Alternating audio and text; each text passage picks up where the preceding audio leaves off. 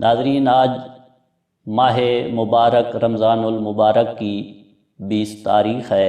آج سے اس کے 2 عشرے مکمل ہوا چاہتے ہیں اور کل سے اس کا عشرہ اخیرہ تیسرا عشرہ شروع ہونے لگا ہے۔ تو ماہ مبارک ہمارے ہاں چند دن کا مہمان ہے۔ یہ اپنی بہاریں لٹاتا، اپنی رونقیں بکھیرتا ہم سے جدا ہوا چاہتا ہے۔ تو جو آخری گھڑیاں ہیں یہ بہت ہی قیمتی ہیں، اور جتنی زیادہ سے زیادہ ہو سکے اس میں عبادت کر کے اپنی جھولیاں رحمت خدا بندی سے معمور کر لینی چاہیے۔ تو اس عشرے کی ایک خاص عبادت ہے اور بڑی روحانی یہ گھڑیاں ہیں۔ وہ عبادت اعتکاف کی عبادت ہے۔ بہت ہی خوش قسمت لوگ اس سے مستفید ہوتے ہیں۔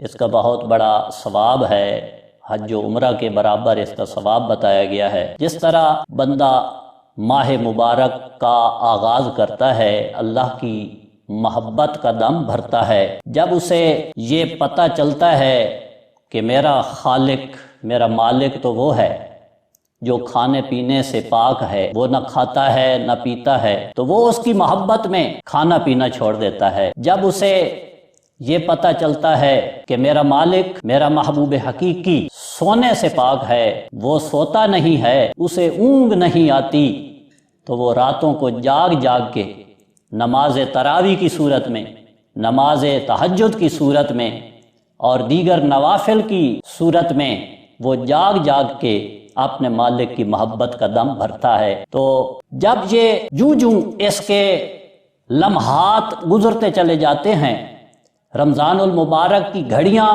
جوں اس کے دل میں اللہ کی محبت راسخ کرتی چلی جاتی ہیں، وہ آخری عشرے میں دیوانگی کی حد پہ آ جاتا ہے۔ وہ اللہ کی محبت میں اپنا گھر بار چھوڑ دیتا ہے، اپنے بیوی بچوں کو خیر باد کہہ دیتا ہے، اپنا کاروبار چھوڑ دیتا ہے اور سوئے مسجد چل پڑتا ہے۔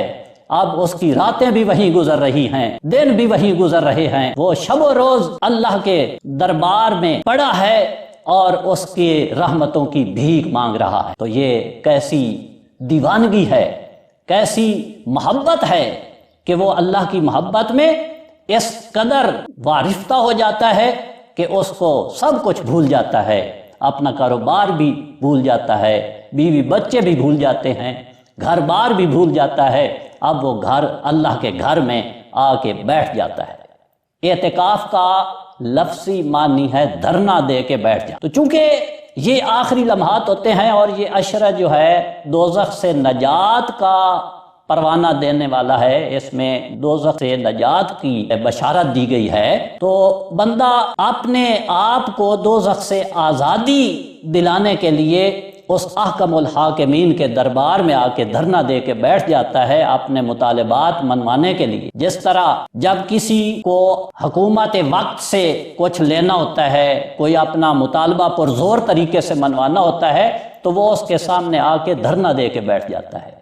تو اب یہ بندہ دیوانگی کی حالت میں مست ہو کے، مست فقیر کی حالت میں اپنے مالک کے دربار میں آ کے بیٹھ جاتا ہے، اور وہ لے کے ہی اٹھتا ہے۔ جب کسی کے گھر میں، کسی کے دربار میں کوئی آ کے دھرنا دے کے بیٹھ جاتا ہے، تو پھر وہ اگر نہ بھی دینا چاہتا ہے تو اسے شرم آ جاتی ہے، تو وہ اس کو خالی نہیں بھیجتا۔ یہ ہمارے کلچر کا بھی حصہ ہے۔ جب ہمیں کسی اپنے بہن بھائی سے، اپنے رشتہ دار سے کوئی رشتہ لینا ہوتا ہے، کوئی صلح کرانی ہوتی ہے، کوئی اس قسم کا معاملہ طے کرنا ہوتا ہے، تو جب وہ باقی ساری باتیں نہیں مان رہا ہوتا، ساری کوششیں ختم ہو چکی ہوتی ہیں، تو آخری حربہ پھر یہی ہوتا ہے کہ وہ اس کے گھر میں جا کے دھرنا دے کے بیٹھ جاتے ہیں اور کہتے ہیں بس بھائی ہم اب اس وقت اٹھیں گے جب تو میری مانے گا۔ تو اللہ تبارک و تعالیٰ کے دربار میں بندہ یہ دھرنا دے کے جا کے بیٹھ جاتا ہے اور اس سے منوا کے پھر اٹھتا ہے۔ اللہ تعالیٰ تو بہت زیادہ شرم فرمانے والا ہے، کرم فرمانے والا ہے۔ تو جب بندہ اس کے دربار میں آ جاتا ہے تو وہ اس کو خالی نہیں لوٹاتا۔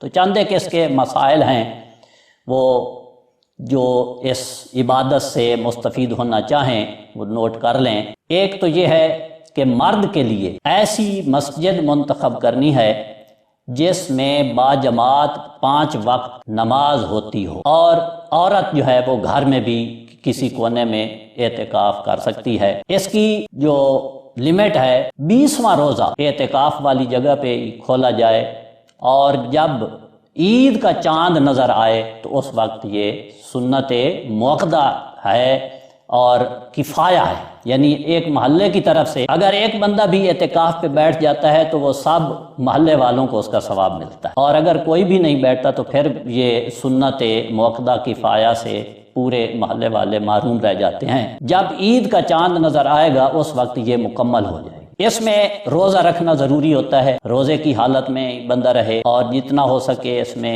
عبادات میں مصروف رہے، دنیاوی بات چیت اور دنیاوی معاملات سے الگ رہے۔